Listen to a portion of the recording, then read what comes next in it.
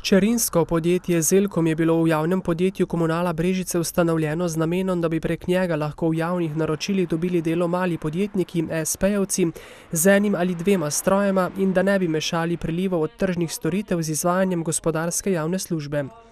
Zaradi očitkov o nepravilnostih je župan napovedal revizijo, ki bo v bližnji prihodnosti po sprejetju občinskega proračuna. Tudi mi sami smo naročili revizijo. Zdaj izsledki te revizije pričakujemo rezultate konec tega tedna, ampak absolutno so vse zadeve tako, kot morajo biti, kar mi že tako ali tako od začetka vemo, ker če ne se v to zgodbo ne bi spustili. Zelkom je s svojim konceptom v verigi javnega naročanja podrl koncept služenja na provizijah. Konkretno je bil pri naročilu za 500 tisoč evrov od ostalih ponudnikov 100 tisoč evrov cenejši, je povedala Novoselčeva. Sicer pa je Komunala poslovno leto zaključila pozitivno. Čistih prihodkov od prodaje smo imeli dobrih 6 milijonov evrov, tako da smo leto uspešno zaključili.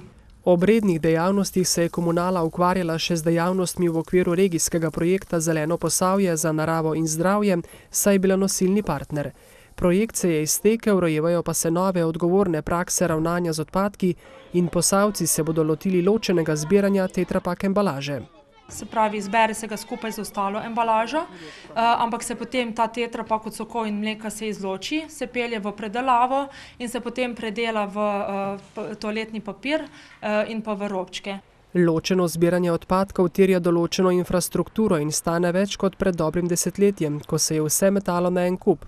Vendar bomo samo na tak način okolje ohranili za zanamce, je dejala Novoselčeva.